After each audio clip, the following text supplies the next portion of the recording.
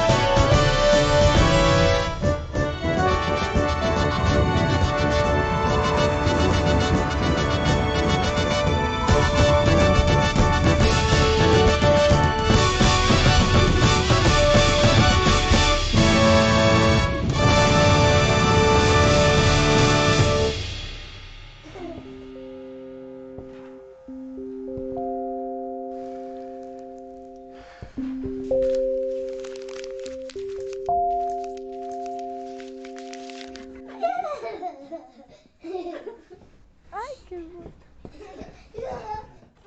¿Sigue enterrado o ya lo sacaron? Ya lo logramos sacar, pero Una cosa, ¿no? ¿Qué Señor, tal las ¿cómo está venticas? el ¿Bien? dinero? ¿Sí la ha comprado esta gente? con ese invierno y todo lo que salió. Estaba duro, ¿no? Ah, Qué cosa. Muchas gracias, doña Luza. ¿Cómo es que son? Ah, 500. 500. delicioso.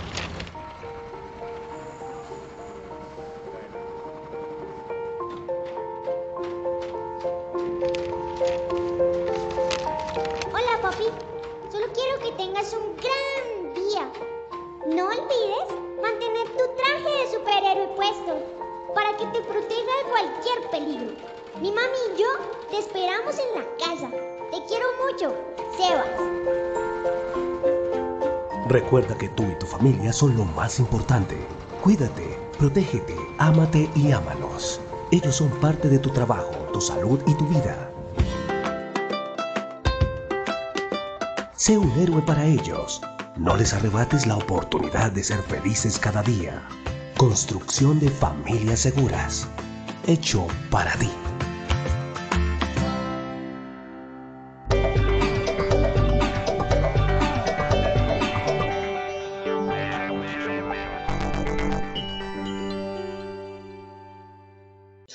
Muy buenos días para todos nuestros asistentes. Soy Lina Garzón y les doy la bienvenida a este importante tema. Sector construcción, identificación de peligros físicos, evaluación y control de riesgos. Invitamos a nuestra experta, la ingeniera Erika Serrano, ingeniera ambiental especialista en seguridad y salud en el trabajo. Ingeniera Erika, muy buenos días, bienvenida. Hola Lina, buenos días para todos. Bueno, qué rico empezar esta mañana de miércoles con un tema tan apropiado con este sol que por fin está haciendo aquí en la sabana. Es importante que en la conferencia de hoy podamos identificar un factor como el peligro físico, que siempre, como veníamos de la conferencia pasada con biológico, es como de iluminación, ruido, vibración, listo. Los que son evidentes, como el ruido, de pronto la iluminación, porque hay ausencia de luz natural o artificial, y la vibración, pues en una obra civil eso es muy evidente y pues es muy fácil percibir esa condición a nivel de riesgo para poder evaluar el nivel de riesgo.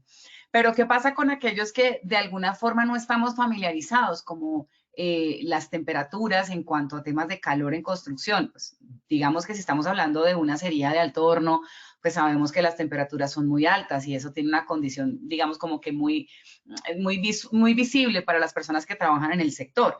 Pero nuestro sector construcción, asociándolo a una obra civil X, acá hacemos infraestructura vertical, una vía, etcétera, espacio público. ¿Cómo podemos llegar a percibir una condición de riesgo asociada a este sector, a este peligro físico en nuestro sector? Entonces, la idea de nuestra conferencia de hoy, en nuestro sexto tema de esta comunidad tan interesante que es peligros en el sector construcción, vamos en la sexta de 20 que tenemos, es poder abordar el peligro físico desde el sector construcción. Ustedes dirán, pues obvio, o sea, la conferencia es del sector construcción y es el peligro físico, pues sí, claro. Pero mire que es un objetivo muy sencillo porque este peligro físico no es como tan explotado o tan explorado o tan analizado en nuestro sector a partir de nuestras obras civiles muy puntuales como las que tenemos en el día a día. De acuerdo a los registros de las entidades que regulan todos estos temas de nuestras obras civiles y estas cámaras y estos eventos y todos estos temas, hay más de 2.500 obras en Bogotá como tal solamente, y eso nos diría como en todas hacemos el ejercicio muy puntual de un peligro tan significativo como el físico. Entonces, pues eso es lo que vamos a ver en el día de hoy. Nuestros objetivos son muy claros: identificar peligros físicos en construcción, cómo evaluar los riesgos derivados de estos peligros físicos en construcción y establecer los controles. Pero los vamos a establecer no a través de la jerarquía de eliminación o sustitución, pues porque esa la conocemos, sino que lo vamos a establecer desde un caso práctico. Entonces tenemos dos eventos. Uno que nos sucedió en una de nuestras obras hace algún tiempo, que me parece muy interesante mostrarlo hoy, y uno tomado de OSHA, digamos, como dentro del ejercicio que hacemos cuando hacemos consultas a nivel nacional e internacional. Entonces, ahí vamos a poder establecer la jerarquía de controles, determinando de dos casos sucedidos en nuestro sector construcción nacional e internacional.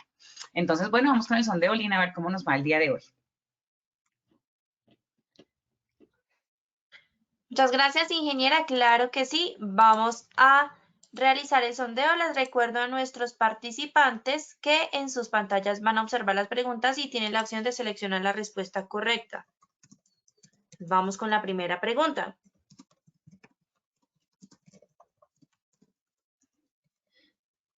Bueno, la primera pregunta dice, la vibración mecánica, ¿qué clasificación de peligro es? La vibración mecánica, ¿qué clasificación de peligro es?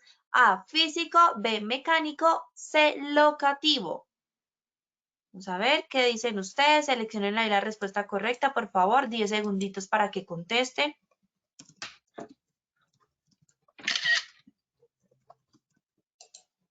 Bueno, muy bien. Vamos a ver los resultados de esta primera pregunta. El 47% dijo físico, un 45% mecánico y un 8% locativo. Muy bien, vamos con la segunda pregunta. El peligro físico en una obra puede causar en su mayoría A, accidentes de trabajo, B, enfermedades laborales o C, enfermedades comunes. Nuevamente 10 segunditos para que contesten. Ahí desde sus pantallas seleccionen la respuesta correcta.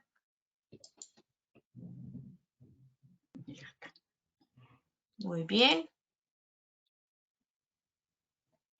Cerramos la segunda pregunta y vamos a compartir los resultados en pantalla. El 61% dijo accidentes de trabajo, un 38% enfermedades laborales y 1% enfermedades comunes. Bueno, vamos con la tercera y última pregunta de esta primera parte del sondeo.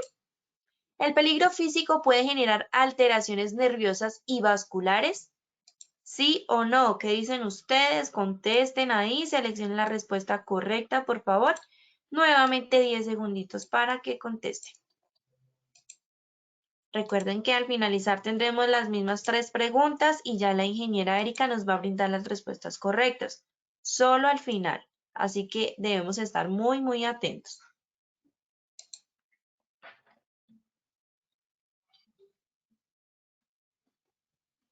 Bueno, muy bien. Cerramos la tercera y última pregunta. El 95% dijo sí y un 5% dijo no. Así que bueno, Inge, te dejo entonces para que iniciemos nuestra acción educativa. Bueno, muchas gracias, claro que sí. Bueno, qué chévere estos sondeos. Fíjense que uno da por sentado que es claro para todo el mundo qué es un peligro y cuál es la clasificación o cuáles son los, digamos, como los factores que lo ocasionan. Y bueno, tenemos estos sondeos para podernos medir y al final pues vamos a ir resolviendo esas dudas en el transcurso de la conferencia y al final en el sondeo a ver si podemos variar un poquito esos porcentajes.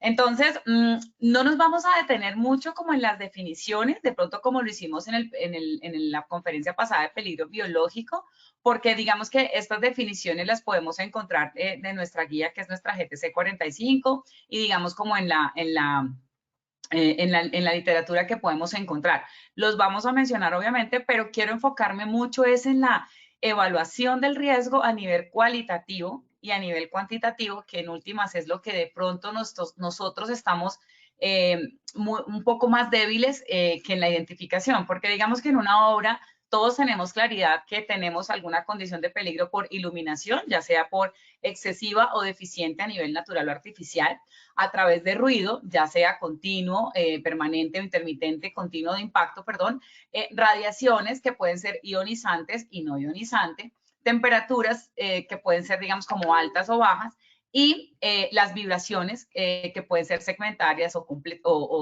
parte completa del cuerpo. Entonces, digamos que en una obra, como les digo, es muy fácil identificar este peligro porque es visible, ¿cierto?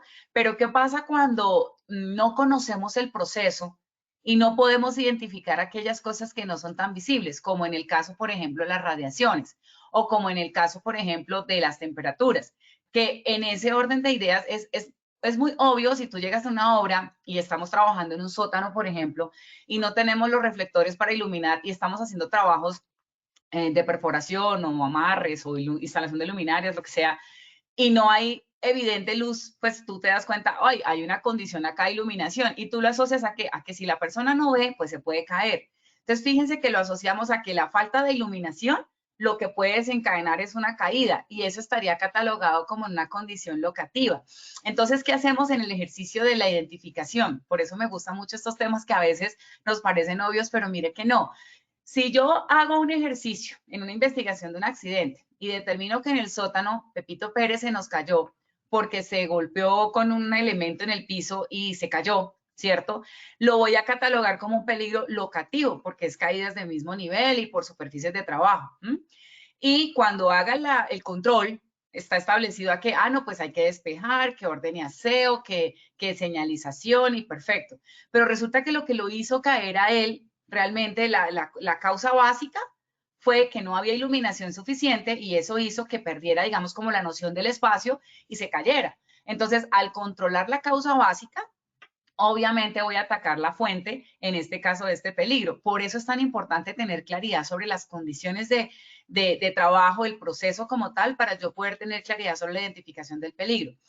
En el caso, por ejemplo, la vibración, la pregunta 1, fíjense cómo nos podemos dejar engañar de alguna forma por nuestro subconsciente cuando no tenemos claro un proceso. La pregunta decía, la vibración mecánica es un peligro físico, mecánico o locativo. Y fíjense que ustedes me estaban diciendo el 45% que era mecánico y el 47% que era físico. Y un 8% decía que locativo. Fíjense que no se trata como de, ay, usted no sabe cómo va a contestar eso, o sea, no, ¿qué le pasa? No, se trata de que entre todos podamos ver lo que no vemos en el día a día y en nuestro paisaje que se nos vuelve nuestra obra día a día. Fíjense que si yo digo vibración, tú lo asocias a un peligro físico porque está dentro de la GTC 45 catalogado como vibración a peligro físico, ¿cierto? Lo podemos ver, por ejemplo, en nuestra GTC 45 acá.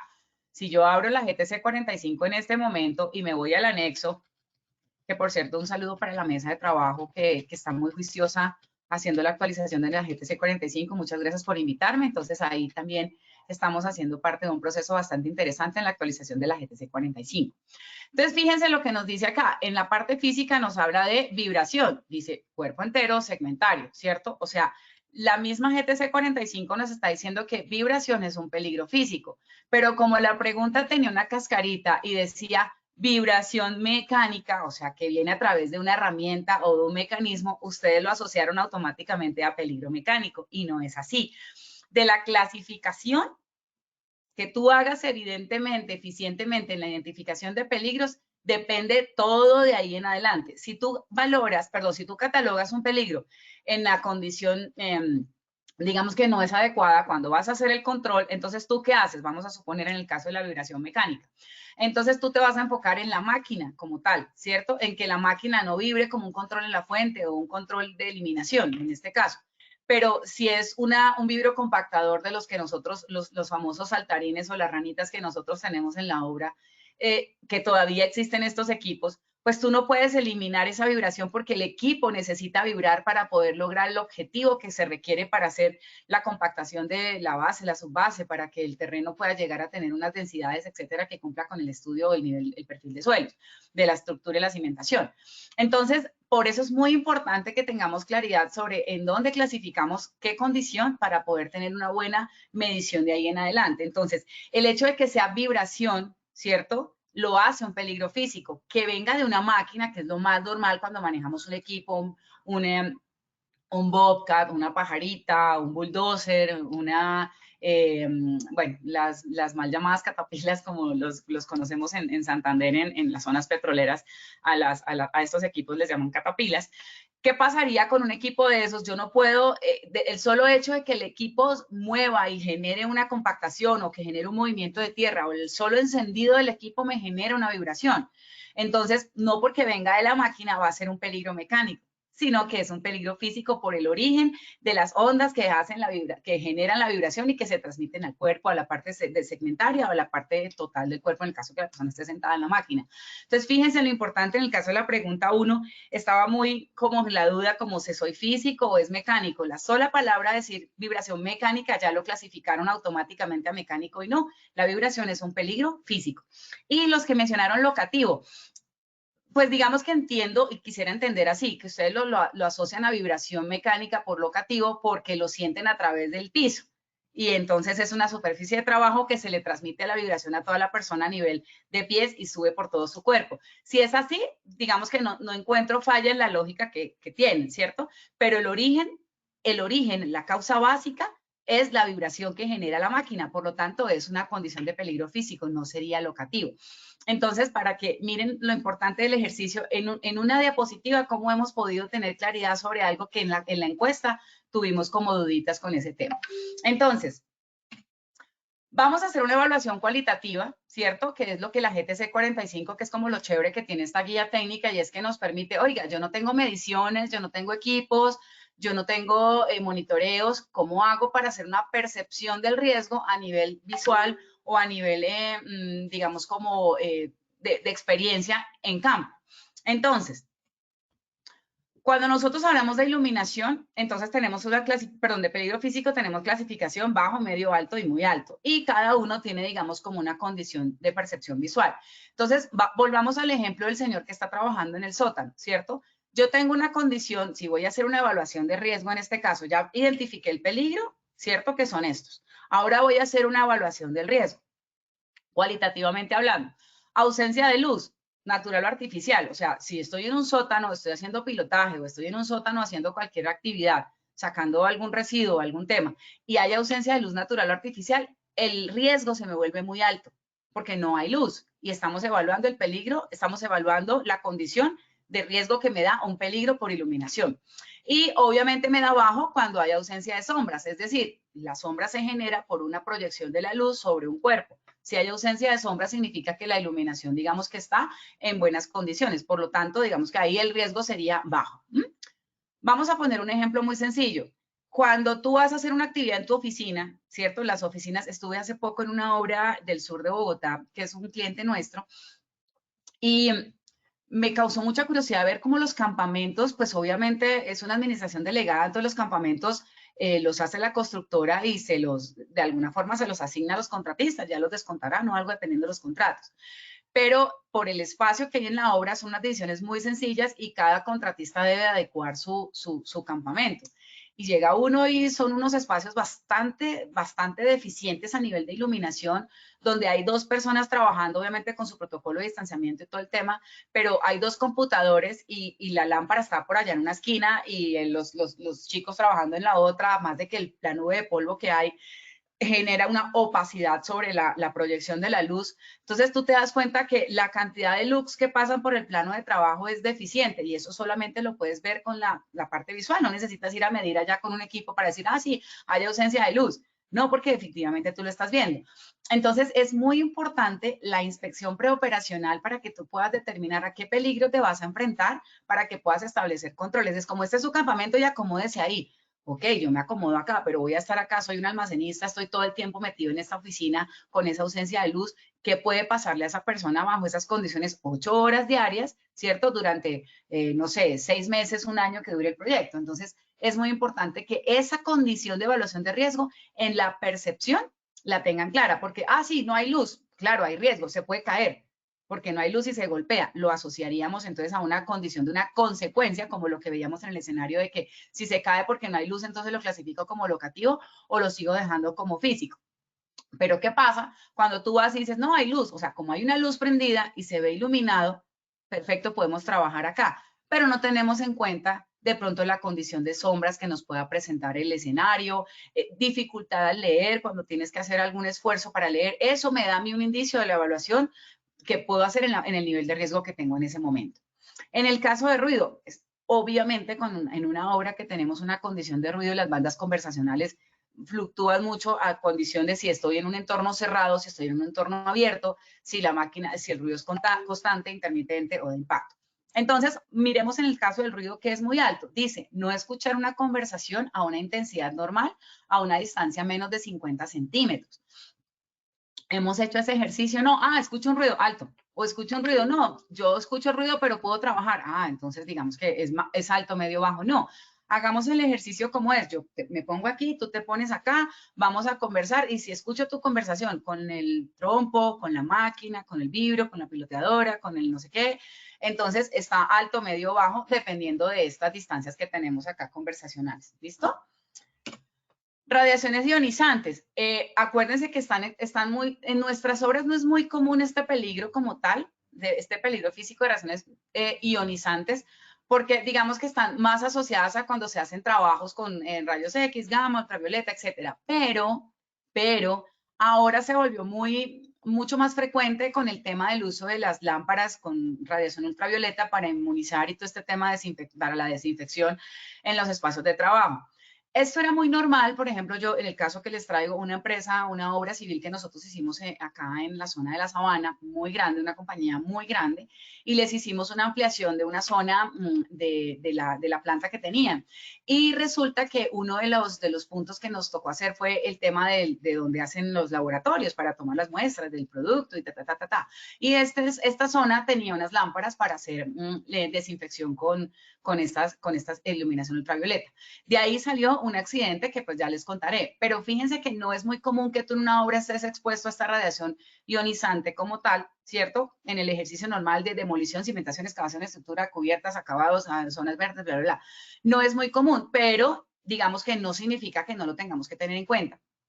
A mí personalmente me parece chévere cuando yo tengo una matriz de peligros y yo le dejo todos los peligros y el que no le pongo no aplica. ¿Por qué? Porque es que, ¿qué pasa? Muchas veces esa matriz de peligros base que yo hago en la compañía se rota para diferentes proyectos y en los diferentes proyectos tienen que aterrizar a cada uno de sus obras cuáles son los peligros y la matriz y cada obra tiene su propia matriz. Entonces, muchas veces cuando uno oculta la columna o la celda que tiene que ver con el peligro que no existe en mi caso, en esa obra puede que sí y lo pasan por alto. Entonces, pues siempre es chévere para mí dejar todos, ¿cierto? Para que la persona cuando está haciendo el panorama, la visión como tal con su equipo de trabajo, pueda determinar si hay o no hay haciendo la investigación correspondiente. Entonces, digamos que en el caso de nuestras obras no nos detenemos mucho en este punto, pero no significa que no lo vayamos a tener en cuenta dependiendo de esta condición cualitativa. Las no ionizantes, bueno, las que no tienen este tipo de rayos, pero que están asociadas a una transmisión de radiaciones como las que utilizamos en nuestro computador o en la zona de la oficina, en la parte administrativa, o las telecomunicaciones, o etcétera, etcétera. Entonces, aquí no está muy asociado digamos como acá está muy asociado como a la longitud de onda, como a por ejemplo, en el caso de un rayo X, de los rayos X, oiga, los rayos X son tan, digamos como tan fuertes que atraviesan y pueden ver tu hueso. Sí, pero también es cierto que dispara el rayo, toma la foto y se disipa y ya, o sea, el tiempo de permanencia no es tan significativo, por lo tanto, aunque sea muy alto a nivel de potencia, a nivel de permanencia no es significativo. Entonces, ahí es donde uno empieza a evaluar. Diferente en las no ionizantes, que no tiene mucha potencia, es decir, no tiene una incidencia muy fuerte, pero lo que lo hace crítico sería el nivel de exposición. En este caso, mire, por ejemplo, muy alto, 8 horas o más de exposición por jornada de turno. ¿Qué pasa con una persona que trabaja todo el día en un computador durante 8 horas, durante 365 días al año, durante 25 años? O sea, ahí ya es donde ya uno mira. No es muy significativo el peligro desde la fuente como tal de la radiación, pero el tiempo de exposición sí, y eso puede generar manchas a nivel de la piel, afectaciones a nivel de posiblemente algunas alteraciones a nivel de piel ya más profundas, asociadas de pronto en estudios clínicos que se hayan hecho asociados a la exposición continua y permanente en estos casos, pues podríamos hablar de cáncer de piel, etcétera, porque el hecho de que yo no esté en el sol no significa que no tenga unas radiaciones aquí que me puedan generar alguna condición. Entonces, la gente piensa que solamente se debe aplicar bloqueador solar cuando sale al sol y ya, cuando no, no. El hecho de que estés en tu casa, el hecho de que no te esté dando la luz del sol así como me está dando en este momento este rayo de sol súper chévere, pero bueno, no significa que no tengas que hacer unas medidas de protección. Bueno, pero digamos que no nos vamos a detener en eso porque lo que quería mostrarles es que aquí, digamos que la severidad es más fuerte, pero la permanencia es más bajita, mientras que aquí la severidad no es tan fuerte, pero la exposición continua sí es significativa. Entonces, digamos que en este orden de ideas, pues hay que analizar qué tenemos y qué no dentro de nuestros proyectos. A nivel cualitativo también en tema de temperaturas extremas, entonces, lo mismo. Yo he visto matrices de peligros donde no, es que voy a trabajar. Yo hice un proyecto, por ejemplo, hace muchos años en una zona muy bonita que es como la entrada ahí a Villavicencio, que se llama El Ubal, en una vereda que se llama El Ubal, es muy bonito y hace muchísimo frío y es una zona de muchísima neblina. Hice un colegio allá hace muchos años y yo recuerdo que en la matriz de peligros o en la que hacía en su momento o en la que nos entregaron para ejecutar la obra decía temperaturas extremas y a mí me parecía como, oiga, pero trabajar en el frío no es una temperatura extrema, uno se pone una chaqueta y ya. Les estoy hablando hace como unos 15 años. Sin embargo, hoy tengo otra percepción, porque a medida que ha pasado el tiempo me he dado cuenta que es que la condición de temperatura para mí es diferente para otra persona. Lo que hablábamos en las mesas de trabajo con esta actualización de la GTC, o sea, es que yo quiero que la temperatura segura, pero para ti, ¿qué es seguro? O sea, y para mí, ¿qué es inseguro? Entonces uno habla como de un estándar, es que la temperatura estándar del cuerpo debe ser 35.7 grados. De ahí para abajo, de ahí para arriba, ya empieza a haber unas complicaciones.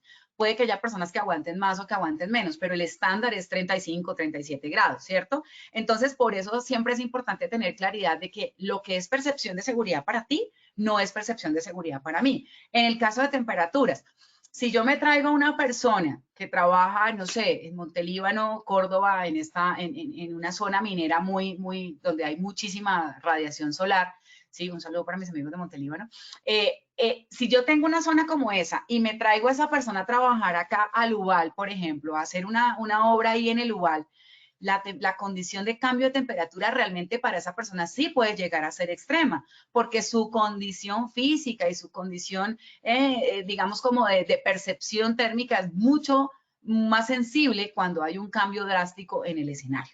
Entonces, por eso no simplemente es como que no, que es que hace frío, pero tómese un tinto y póngase una chaqueta. No necesariamente hay que tenerlo en cuenta así. Recuerden, por ejemplo, el accidente que mostramos hace unas conferencias de este tema en una zona petrolera, mucho calor, los trabajadores haciendo unos trabajos eléctricos y el sudor y que se ponían agüita en la cabeza para refrescarse y todo este tema.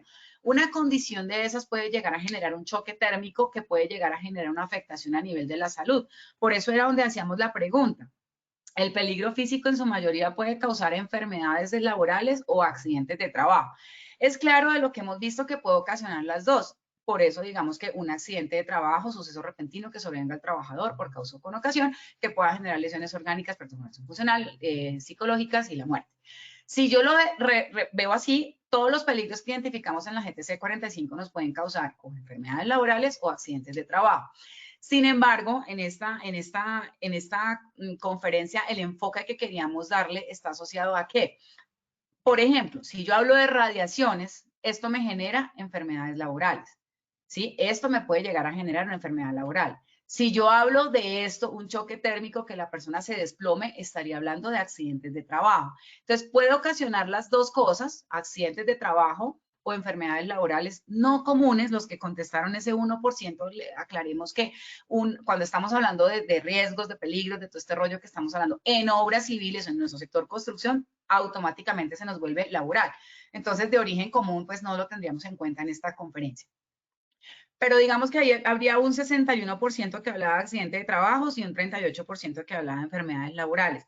Fíjense que aquí es desde la perspectiva que tú lo quieras evaluar dentro de tu matriz de peligros. Si yo veo que yo la mayoría de accidentes los he tenido por temperaturas extremas, ¿cierto? Entonces, mi clasificación va a ser accidentes de trabajo. Pero si yo he tenido por ruido ocupacional todo el tema de hipoacusia, de pérdida de la capacidad laboral y todo, pues esto me va a generar una enfermedad laboral. Entonces, ¿cuál es el enfoque acá? Estamos hablando de que la exposición a un peligro físico me da es una condición de exposición continua en un periodo de tiempo y eso me puede llegar a desencadenar una enfermedad laboral. En el caso del accidente de trabajo, que también puede ser ocasionado, no significa que no lo vamos a tener en cuenta. Lo que pasa es que si tú te fijas, por ejemplo, aquí, en el caso de temperaturas extremas, la persona, que es el caso que vamos a ver, se desploma por un calor excesivo, se desploma, tú lo catalogas automáticamente como accidente de trabajo porque fue un suceso repentino y sucedió ahí. Pero si tú luego haces la investigación, te das cuenta que no fue porque tuvo un calor y ya se desboronó, es porque viene con una condición de salud, de clima, de temperatura, unas condiciones atmosféricas, bla, bla, bla, y que eso desencadenó esa condición. Entonces hay que tener mucho cuidado con el tema físico porque realmente digamos que lo más latente en el peligro físico es que a futuro me pueda desencadenar enfermedades laborales que son las que yo no puedo medir en el examen médico de egreso. ¿Sí? ¿Se acuerdan en la conferencia que hacíamos de exámenes médicos de egreso para tareas de alto riesgo? Bueno, vamos a traer un poquito de eso acá. ¿Qué pasa si yo en este momento estuve expuesto durante mucho tiempo a radiaciones no ionizantes y yo salgo de mi trabajo, duré 20 años siendo no sé, recepcionista en un hotel y estuve trabajando ahí? Y me hacen el examen médico de retiro y el examen dice, no, esta persona funciona bien, y a mí a los 2 años me sale un cáncer de piel.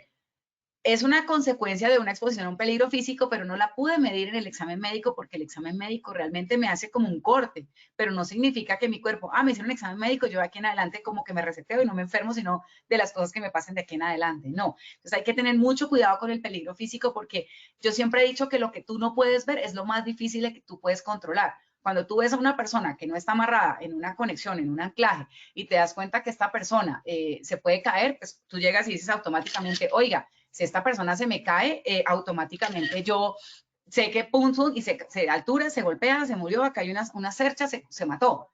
Pero en un caso de estos, no, tú no lo vas a medir a nivel de accidentalidad, sino que lo vas a tener, digamos, como más a nivel de enfermedad laboral y eso hay que tener mucho cuidado. Bueno. En las temperaturas extremas, entonces estábamos como, hay una sensación de confort térmico. Fíjense que aquí no habla de caliente o frío, habla de un confort. Yo, por ejemplo, soy de tierra caliente, tierra muy caliente, ¿sí? Yo soy del centro Ecopetrol, por ejemplo, en Barrancabermeja, donde hace muchísimo calor. Yo soy de allá, nací allá y estuve allá mucha parte de mi infancia y mi adolescencia.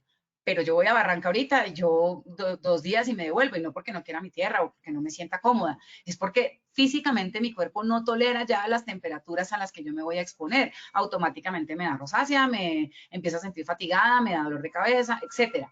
De hecho, eso sucede cuando una persona de tierra caliente viene a una ciudad como Bogotá, ¿no? Que qué flojo, que mire, que no trabaja, que...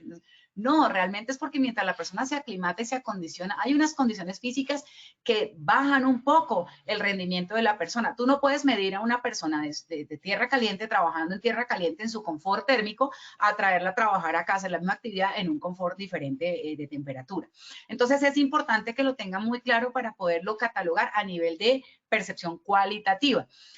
Fíjense que ahí habla de una percepción, cómo siente la persona de manera inmediata. O sea, si yo estoy acá y yo llego, por ejemplo, a estamos en la obra y llego a una acería o llego a una zona de corte, pues obviamente si estoy haciendo corte con estos equipos de soplete y todo este rollo, yo de una vez voy a sentir el calor. Pero no es lo mismo que yo me esté ahí haciendo una actividad y a los 5 minutos yo empiece a sentir como, oiga, aquí está pasando algo. Entonces, es percepción. Aquí sí toca como con cada una de las personas. Porque es que tú puedes decir, no es extremo, pero si hay una persona que tiene unas condiciones diferentes, para ella sí puede serlo. Entonces no podemos ser como, no, es que como hace frío, pero es normal, para adentro trabajar. Hay que tener en cuenta eso en la valoración cualitativa. Por eso es importante que este tipo de peligros se midan a nivel cuantitativo, que yo tenga un equipo que me mida y me dé un resultado para yo poder tener la percepción real, porque esto es de percepción subjetiva, lo que sientes tú versus lo que siento yo y lo que puedes sentir tú, Mateo, Marcos, Lucas, Juan, y entonces ahí se me vuelve un tema de que, entonces para tenerlos a todos contentos, ¿qué hago? A usted lo pongo aquí, a usted lo pongo acá, a usted le pongo luz, a usted no le pongo luz, a usted no sé qué, y se enreda un poquito el tema. Entonces, pero sin embargo, cuando no se tienen las herramientas, este es un mecanismo que les puede dar mucha ayuda en el proceso de la evaluación del riesgo. Cuando hablábamos de las vibraciones, entonces el mismo ejercicio, para mí, en el momento en el que yo, por ejemplo, si he estado expuesta muchísimo tiempo a los movimientos repetitivos asociados al manejo del computador, ¿sí? Y ya de pronto no tienes tono muscular y que ya no es tan fácil coger de pronto un equipo, una pesa o cualquier cosa con tu mano por la exposición al movimiento repetitivo que tú generas en el computador, en el chat, ahora que está tan de moda trabajar con el celular, la percepción de vibración de esa persona no va a ser igual a una persona que tiene perfectamente funcionando su sistema, su miembro superior, no tiene problemas de movimientos repetitivos, simple y sencillamente hace su actividad, no está expuesto a periodos largos de tiempo durante un proceso de vibración, etcétera. Entonces, la percepción es muy diferente. Volvemos al mismo tema de las temperaturas. ¿Cuándo sí es muy evidente? Cuando tú estás simple y sencillamente haciendo la evaluación de ese puesto de trabajo. Cuando lo haces por área, es muy difícil percibirlo porque la onda vibratoria se disipa a medida que se va expandiendo en el terreno. Entonces, no es lo mismo la persona que está con la ranita acá, a la persona que de pronto está al lado, a la persona que está supervisando atrás. Porque aunque la vibración es la misma o es la misma fuente, digamos que la disipación funciona muy bien en el ejercicio. Entonces, esa percepción debe hacerse a través de ¿qué? De estar con la persona que es a la que le estoy evaluando el puesto de trabajo, porque si lo evalúo por tarea, como lo recomienda la GTC 45, es mucho más efectivo a que si lo hago por actividad o a que si lo hago por proceso. Porque si lo hago, por ejemplo, por actividad que sería, no sé, cimentación, pues simplemente generalizo la condición de riesgo. Si lo hago por tarea, que sería compactación, ya lo estoy enfocando a la persona que hace compactación y al núcleo que está, digamos, como expuesto a esa condición de percibir la vibración. Y pues está asociado a ¿qué? A sensible, moderado, bajo o notablemente lo percibe la persona. O sea que el ejercicio es ahí con la persona. Si yo lo hago con un equipo, yo voy, pongo un equipo allá que me mida las vibraciones, entonces yo digo, ok, este equipo me está arrojando tanto, uy, el estándar es tal, está muy alto. Pero si me toca hacerlo con la persona, hay que hacerlo a nivel de la percepción de esa persona. Listo, hicimos como toda la evaluación cuantitativa y ahora, cualitativa, perdón, y ahora entonces nos da la GTC 45 otra opción que es la cuantitativa, que es la que ya conocemos, que le ponemos unos valores a nuestra matriz y y damos un nivel de riesgo. Entonces, como este ejercicio es muy sencillo, pero a veces la gente tiene como las dudas y las inquietudes de qué le pongo, qué no le pongo. Entonces vamos a hacer el ejercicio con una matriz que yo les hice y que está en sus materiales que ya Linita muy seguramente lo va a cargar.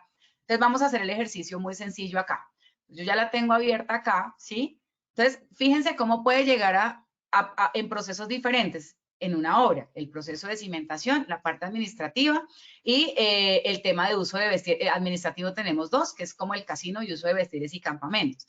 Si yo voy a medir aquí vibración, por ejemplo, en la zona de casino, muy seguramente no es lo mismo al nivel de vibración que yo tenga en cimentación, justamente por la disipación de las zonas de las ondas vibratorias. Pero no significa que no lo vaya a sentir en el caso que los proyectos sean demasiado pequeños y tenga todo encima, una cosa encima de la otra. O sea, abajo estoy compactando y tengo encima un volado donde tengo un casino, por ejemplo.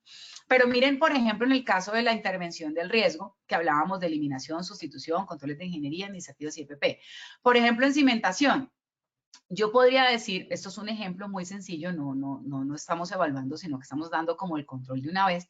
Entonces, en cimentación, con pilotaje de tornillo continuo, ¿cierto? En la tarea de vaciado de concreto, entonces yo digo, iluminación. Estoy expuesto a las condiciones de afuera, tengo demasiada radiación solar y voy a colocar unos paneles o voy a colocarles unas carpitas o algo. Pero ¿cómo lo mides tú para que el director de obra o la empresa te diga, sí, te voy a probar unas carpas? No, es que eso pueden trabajar así, o no, pero es que si hay sol, pero mira, hay nubes, o sí, es que es muy difícil llegar a poder decir uno que el control es necesario. ¿Cómo lo puedes hacer tú? Y es una recomendación que yo le hago a todos ustedes. apóyense en la parte climatológica, en la parte de información ambiental de las zonas de sus proyectos. Hay estudios, hay monitoreos, hay, digamos, como informes que nos pueden decir a nosotros que el brillo solar, ¿cierto?, de esa zona en tales periodos es mucho más fuerte que en otros periodos y que las horas tales y tales son las que más incidencia tienen, y sobre eso yo puedo hacer una evaluación tanto del riesgo como un establecimiento del control. Yo simplemente no voy a decir, no, sí, es que hay mucho sol, pero recuerden que el brillo solar es muy diferente a la radiación solar. Si estoy en un terreno, digamos, como con suelos orgánicos donde tengo encharcamientos y todo, puedo tener una evapotranspiración que me puede llegar a generar una sensación térmica mucho más alta. Simplemente no es lo mismo hacer un pilotaje en un río, digamos, como haciendo pilotes para puentes, donde la radiación solar es mucho más fuerte por la refracción que genera el agua, a hacerlo en una obra civil acá en Bogotá normal, en un terreno de color negro orgánico, o en un terreno que sean arcillolitas o que sean o que tengan demasiado concreto. Las placas de concreto, estoy piloteando y todavía no he demolido las placas de concreto, por ejemplo, o ya están fundidas, y ese concreto me genera una condición mucho más fuerte de la iluminación, que puede llegar a generar, además de todo el tema de la radiación no ionizante, me puede llegar a generar también digamos, como, se me fue la palabra, cuando tiene como el destello y queda uno como así. Si alguien en el chat me ayuda, ¿cómo se llama? Deslumbramiento, gracias. Deslumbramiento que uno tenga por la radiación en donde se refleja la superficie del sol, la superficie del sol sobre qué superficie se refleja. Entonces, todos esos factores hay que tenerlos en cuenta. Fíjense que no es como coger y, sí, hay sol, entonces, sí, hay sol, eso es alto, entonces de 12 a 1 nadie trabaje.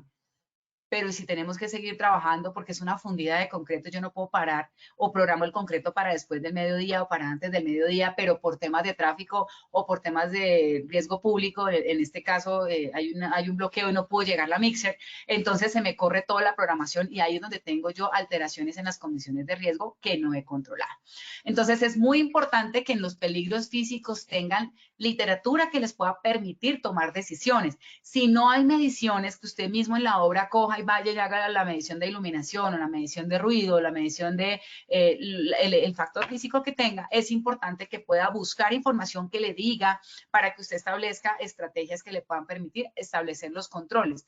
¿Por qué? Porque cuando hacemos el ejercicio acá, por ejemplo, de cuál es la valoración de riesgo que ustedes van a hacer, ¿sí? Si cuántas personas están expuestas, si hay un criterio legal, si no hay un criterio legal, bueno, todos los factores que nosotros conocemos dentro de la evaluación de riesgo, que son, que si la percepción del riesgo, que si está expuesto, que si no está expuesto, que si la probabilidad, que la consecuencia.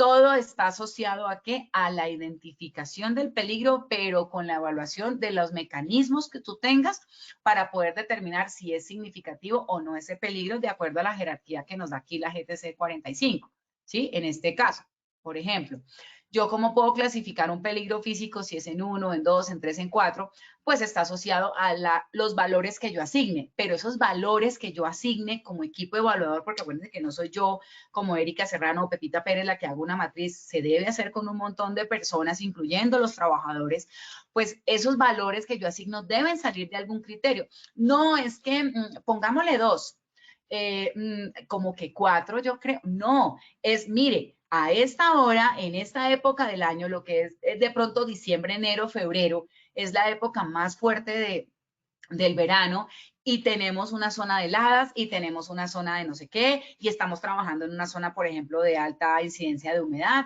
o de evapotranspiración, o estoy al lado del río, o estoy no sé qué. Esos factores son los que me van a determinar qué numeración o qué ponderación, mejor dicho, le voy a dar yo a cada uno de estos peligros en la evaluación de los riesgos, ¿verdad? Entonces, mire, por ejemplo, vamos a hacer el ejercicio de la obra. Entonces, yo le pondría los paneles porque, de acuerdo a todos los estudios físicos que les acabo de mencionar, la radiación solar, el brillo solar, la hora de no sé qué, el viento, bueno, todas las cosas que uno pueda revisar dentro de las condiciones climáticas, yo defino que le voy a colocar unas paneles. Entonces voy a colocar unos techos en zinc, ¿sí? Hombre, lo que voy a generar ahí es un efecto invernadero terrible, porque lo que estoy haciendo es concentrando el calor en un solo punto. Entonces tiene que ser una lona, tiene que ser madera, tiene que ser tal cosa. Entonces no es tan sencillo como vamos a poner unos paneles, pero ¿de qué? ¿Qué material? ¿Con qué? a qué distancia voy a colocar cada viga para que me dé un efecto de sombra, etcétera. Y que pues obviamente la instalación no me genere una condición adicional. Veíamos hace poquito en las noticias un de estos inflables que el viento se lo llevó y como 4 niños accidentados en este tema. O sea, están asegurados los paneles o están asegurados las carpas o están asegurados de manera que me protejan del peligro físico, pero no me genere una condición mecánica cuando esa vaina se despegue y coja y golpea a todo el mundo, se lleve a los que están ahí. Entonces, hay que tener en cuenta que un control de riesgo no te puede desencadenar otro. Aquí en el ruido, entonces, oiga, un control de ingeniería, vamos a hacer confinamiento a la máquina, pero ¿qué pasa si es una máquina que tiene que generar ruido y que no puedo confinar porque el área es muy grande? Entonces, ¿qué hago? Entonces me voy aquí a los elementos de protección personal o hago rotación de turnos de trabajo, etcétera. Pero digamos que el enfoque para nosotros siempre tiene que ser en esta jerarquía de controles. Si yo pudiera decir, es que voy a eliminar el ruido porque conseguí una máquina que no hace ruido. Ah, perfecto, ¿cierto? La empresa la compró, no generamos ruido, simplemente genera vibraciones. Ah, entonces eliminé un peligro, pero tengo otro. Y estas vibraciones, entonces lo que voy a hacer es que no, el equipo viene con un sensor que me permite manipularlo de manera remota, cosa que la vibración se siente en el terreno, se disipa, pero la persona que opera o los trabajadores que están ahí no lo van a sentir. Entonces, fíjense todo el ejercicio que hay que hacer. El hecho de que elimine uno no significa que no controle el otro.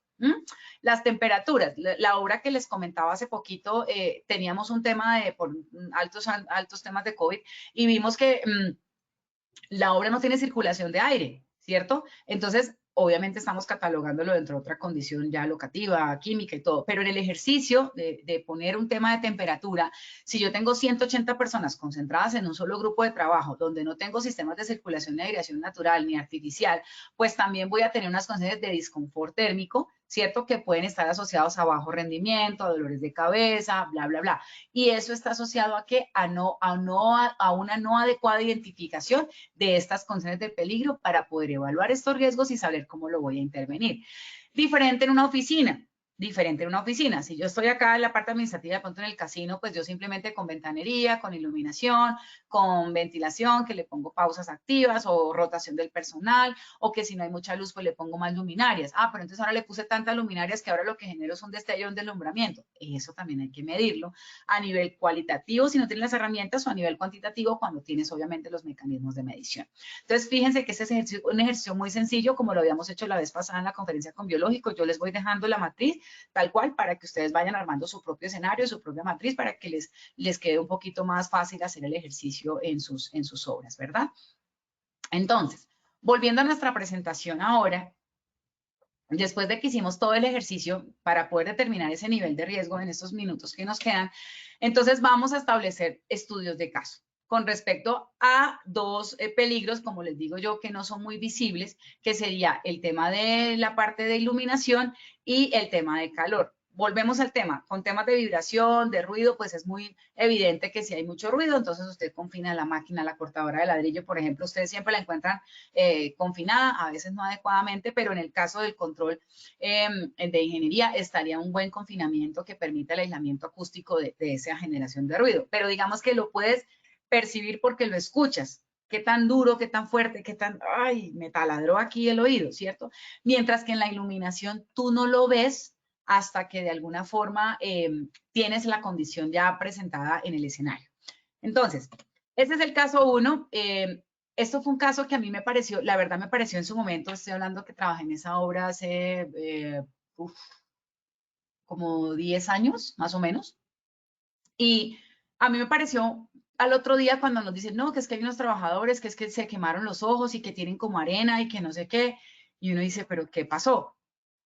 Y fíjense que eso fue un caso muy, como de mucho impacto para la compañía, pero por falta de experiencia en la obra, ¿cierto? No del equipo de HCE ni de la obra ni nada, sino como el ejercicio de cómo se presenta en un proceso que no hacemos nosotros. Entonces, es una empresa que hace pan y yo hago una obra civil. Yo le voy a hacer a usted la casita del pan, ¿sí? Pero el hecho de no saber del proceso del pan, ¿cierto? No permitió identificar a tiempo esta condición y ahí lo que hubo fue una falla de comunicación en los procesos y pues en los controles establecidos. Entonces les voy a contar y ustedes saquen sus propias conclusiones. Esta es una lámpara normal de las que esta es una lámpara de las que se utilizan para hacer desinfección con rayos ultravioleta. Miren la estructura, tiene su ala normal y la estructura metálica normal.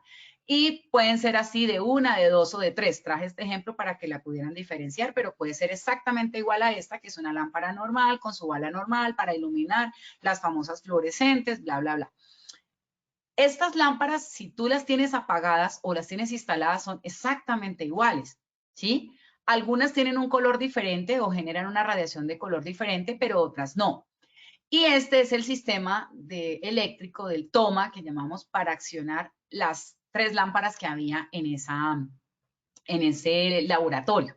Habían 2 para la iluminación normal y una para la radiación ultravioleta, para desinfectar. Es un laboratorio, entonces, ¿qué se hizo? Bueno, ellos instalaron los muchachos. Resulta que instalaron y dejaron todo en la obra, pero mire que el toma era este.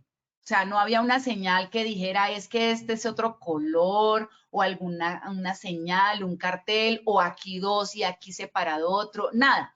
Entonces hubo que hacer unos remates en ese laboratorio, ¿cierto? Después de que instalaron había que hacer unos remates y se quedaron trabajando toda la noche. Entonces, ¿qué hicieron ellos? Prendieron la luz. Y ellos prendieron esta luz y tenían todo súper iluminado y toda la noche ahí trabajando con las lámparas prendidas, haciendo sus remates.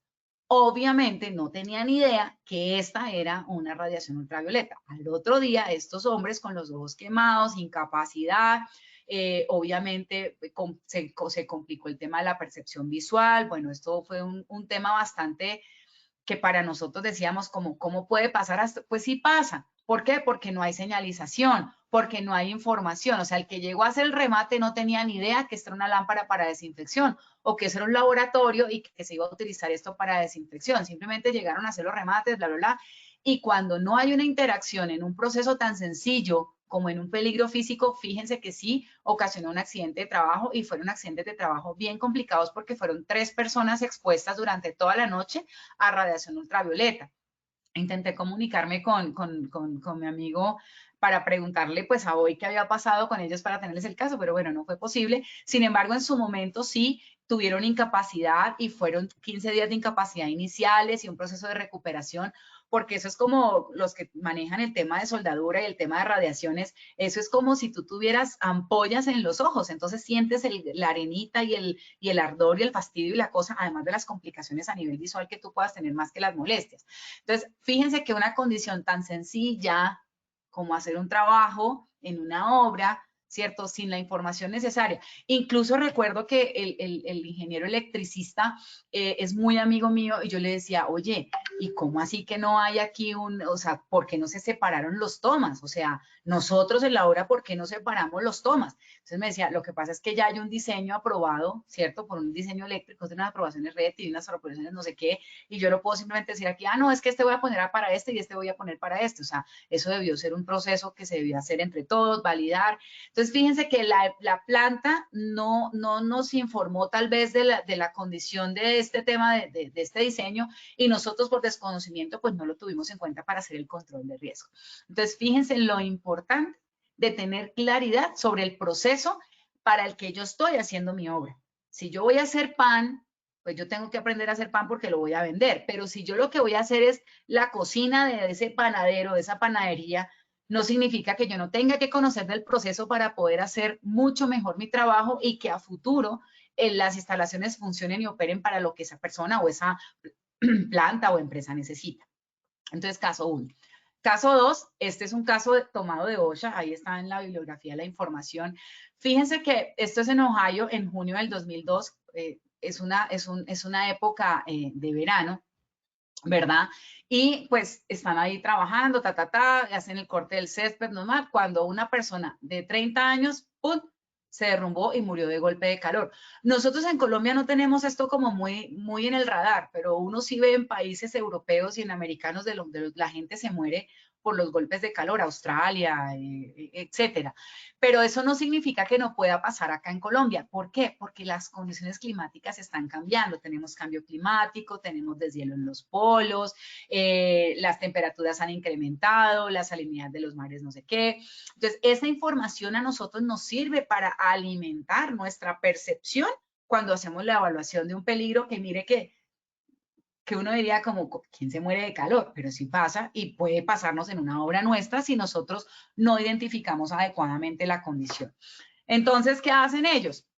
Efectivamente entran, buscan la información, todo como el histórico de la condición climática, se dan cuenta que efectivamente fue un tema asociado a golpe de calor, la persona llevaba su ropa de trabajo, ¿cierto? Y además como su overol encima, pero dicen que el señor no estaba ni sudando, ni que uno dijera, uy, es que está rojo, le dio, se quemó y no sé qué. No, fíjense que él estaba normal, haciendo su trabajo, y dicen que cuando el trabajador estaba así y ¡pum!, colapsó. O sea, mire que ni siquiera dio tiempo de decir, oiga, espere que es que yo lo veo como mareado y está sudando mucho, venga, mijito, siéntese, tómese esta hidratación y no sé qué, No, simplemente ¡pum!, y cayó.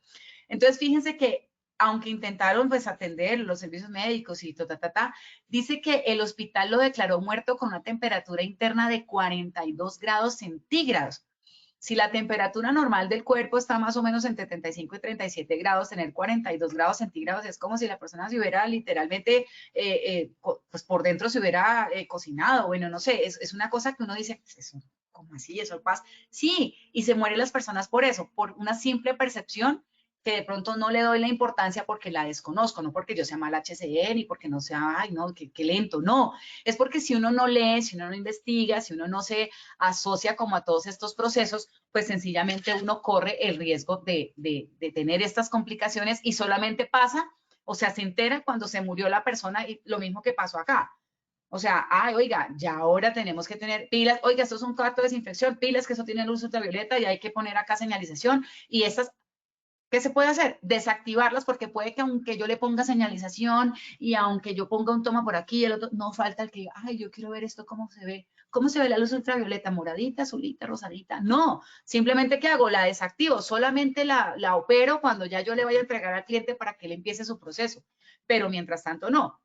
Ya sea en una medida muy extrema, pero pues si la tengo que hacer, la hago. Y en mi caso yo la haría porque a mí ya me pasó, ¿verdad? El mismo ejercicio de acá. Yo aprendí, por ejemplo, en esa zona de Córdoba, en Montelíbano, que, bueno, la amo mucho, trabajé como 6, 8 meses allá, y me di cuenta de algo, y es el tema de la temperatura. Entonces, la gente cree que con hidratarse, tomando agua, bueno, los trabajadores que llevan su limonadita, súper chévere, sí, pero fíjense que allá se volvió un tema de que se les daban electrolitos a las personas para que pudieran revolver con su agua, porque realmente la deshidratación era una cosa brutal. Entonces, si uno mide ese nivel, y aquí en Bogotá estamos teniendo temperaturas que ya a veces uno como que siente el sofoco, o en otras ciudades que tenemos proyectos, por ejemplo en Barranquilla o algo, y sentimos ese golpe o esa ola de calor, pues no estamos exentos de que tengamos que generar hidratación a nuestros trabajadores, y no solamente con un botellón de agua, sino, ya, ya se me va a caer el tiempo, sino con un botellón de agua, sino también con algunas sustancias o elementos que le permitan a esa persona recuperarse para evitar que tenga estos eventos, ¿verdad? Entonces, aquí les dejo el estudio de caso y está la bibliografía por si quieren buscar algo más, pero fíjense que es importante que tengan en cuenta, mire, que para la investigación tuvieron que tener en cuenta la temperatura del aire, si había nubes, brillo solar, humedad, velocidad del viento, la humedad relativa, cuando empezó, hasta la presión barométrica. Eso no lo hacemos nosotros acá, o no he visto muchos de esos accidentes o esos casos investigados acá con este nivel de detalle. Entonces, es una invitación para que el peligro que desconozcamos o que no sea nuestro fuerte, como el peligro físico o el biológico o el químico, no signifique que simplemente como que, sí, pasémoslo por un lado, pero el de altura sí, porque yo soy un duro en alturas. No, todos deben tener la misma rigurosidad porque finalmente está envuelta la vida de las personas. Entonces, en ese orden de ideas, Lina, ahora sí, con el sondeo, no sé si tengamos tiempo, perdón, pero me emocioné con este tema. Tranquila, Inge. Bueno, vamos a hacer rápidamente entonces el sondeo. Vamos con la primera pregunta. La vibración mecánica, ¿qué clasificación de peligro es? A, físico, B, mecánico, C, locativo.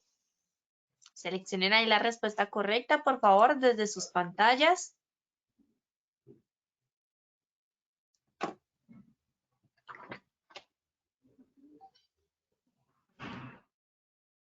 Listo, muy bien. Cerramos la primera pregunta. Vamos a ver los resultados. El 81% dijo físico, el 14% mecánico y un 4% locativo. Cuéntanos, Inge, ¿cuál es la respuesta correcta, por favor? Ok, entonces era lo que veíamos al principio. Fíjense que la conferencia tuvo el efecto esperado porque subimos del 47% que decía físico al 81%. ¿Qué significa? Que el hecho de que diga vibración mecánica no significa que lo tengamos que clasificar en la parte mecánica porque venga de una máquina, porque el efecto que genera es el que estoy evaluando. La máquina por sí sola no es un peligro. Lo que hace que sea un peligro es la vibración que genera la máquina. Por lo tanto, es un peligro físico. Bueno, muy bien, Inge, muchas gracias. Vamos con la segunda pregunta. El peligro físico en una obra puede causar en su mayoría A, accidentes de trabajo, B, enfermedades laborales o C, enfermedades comunes.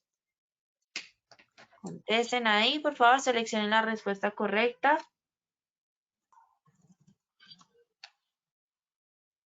Muy bien, listo, cerramos la segunda pregunta. Vamos a ver los resultados. El 51% dijo accidentes de trabajo, un 48% enfermedades laborales y un 1% enfermedades comunes. Cuéntanos, Inge, ¿cuál es la respuesta correcta?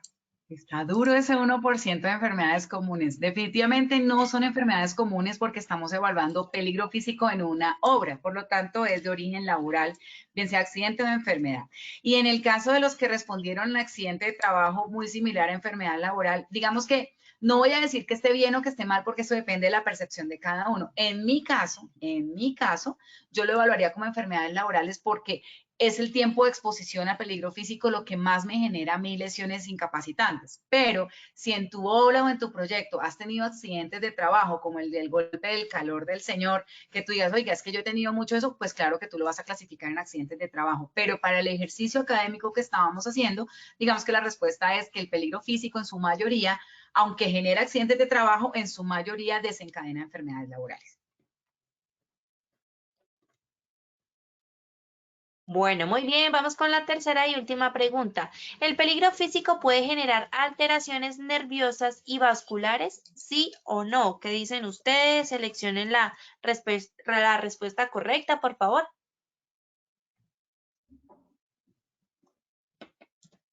Bueno, muy bien, vamos a ver los resultados.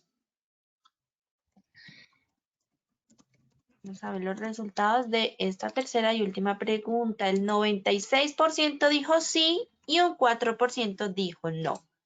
Cuéntanos, si ese 96% acertó. Claro que sí, hay alteraciones nerviosas y vasculares que se pueden generar a través de procesos como la vibración, ¿cierto? O el ruido. Son, digamos, como los factores físicos, los peligros físicos que más pueden llegar a desencadenar. Entonces, la respuesta sí, el peligro físico puede llegar a generar alteraciones nerviosas y vasculares y su fuente principal está asociada al ruido y a las vibraciones.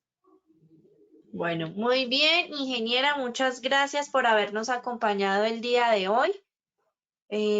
Bueno, no te veo. Ah, listo, ya te vi. Gracias por habernos acompañado el día de hoy con este tema tan importante, como siempre, como cada sesión. Y por supuesto, esperamos verte entonces en una próxima ocasión. Muchísimas gracias a todos ustedes por asistir. Bueno, hoy fuimos casi 500 personas. Qué rico que estén acompañándonos en este proceso. Tenemos conferencia la próxima semana, o sea, este resto de mes ya tenemos asignado fechas, entonces muy pendientes de la programación para los que quieran seguir la comunidad de peligros en el sector construcción, tareas de alto riesgo y trabajo en alturas. Entonces, buen día para todos y que, pues bueno, muchas gracias por asistir. Claro que sí, ingeniera, a ti muchas gracias y por supuesto gracias a todos nuestros asistentes. Como siempre, visiten Posipedia para que visualicen el cronograma de esta semana, se inscriban y participen de todas nuestras secciones educativas. Que tengan un feliz día, los dejamos con el siguiente video. Positiva, la aseguradora de todos los colombianos. ¿Sabías que mantener el distanciamiento social es vital para prevenir el contagio del COVID-19? Mantengamos la distancia para estar juntos de nuevo. El distanciamiento social consiste en mantener una distancia prudente entre personas. Esta medida promueve evitar salir de casa para disminuir la probabilidad de contagio y propagación del COVID-19. Si es inevitable que salgas de casa, te sugerimos practicar las siguientes recomendaciones para tu cuidado, el de tu familia y las demás personas que te rodean. Recuerda el buen uso del tapabocas. No lo toques mientras lo llevas puesto. Si debes hacerlo, lávate las manos antes y después de manipularlo. Su uso es obligatorio en espacios públicos abiertos y cerrados. Tampoco debes tocar tu cara sin lavar tus manos previamente. El tapabocas es para cubrir la boca y nariz y no debe estar en el cuello o en otro lugar. En lo posible, conserva una distancia mínima de 2 metros entre tú y las demás personas cuando hagas filas o te encuentres en lugares públicos. Cuando ingreses a una sala de espera, ubícate intercaladamente dejando 2 sillas vacías. Así mantendrás distancia de los demás usuarios. Ten en cuenta al ingreso máximo permitido en establecimientos como bancos, supermercados, farmacias, centros de salud o comercios. El virus puede sobrevivir en el exterior por varias horas, infectando cualquier superficie. Por esta razón, evita al máximo el contacto con elementos cotidianos como barandas, puertas, manijas, dinero, cajeros electrónicos, interruptores, botones, bolígrafos, teléfonos públicos, grifos, inodoros y en general cualquier elemento fuera de tu hogar. Desinfecta constantemente tus objetos personales y aquellos que debas llevar fuera de casa con alcohol o líquidos aptos para desinfección. Los colombianos somos expresivos y amigables. No será fácil acostumbrarnos, pero es necesario reemplazar el uso de saludos como beso en la mejilla, apretón de manos y abrazos con alternativas que no implique contacto físico. Así evitaremos el contagio del COVID-19. Al toser y estornudar, cubre tu boca y nariz usando tu codo. En desplazamientos cortos, procura evitar el uso de sistemas de transporte masivo. En lo posible, utiliza medios de transporte individual, como bicicleta, vehículo particular o motocicleta, sin parrillero. Si debes usar transporte público, usa siempre tapabocas, lava o desinfecta tus manos apenas te retires del transporte y conserva distancia de 1 metro entre personas. Practica todo el protocolo de limpieza y desinfección que tu empresa haya implementado para retomar actividades en las instalaciones de la empresa. Sé cuidadoso con los elementos de bioseguridad que te asignen para tu cuidado personal. También es tu responsabilidad ser cuidadoso y desinfectar tu puesto de trabajo. Lo más esencial en la vida es conservar una buena salud. La responsabilidad y la prevención es compromiso de todos. Positiva, la aseguradora de todos los colombianos.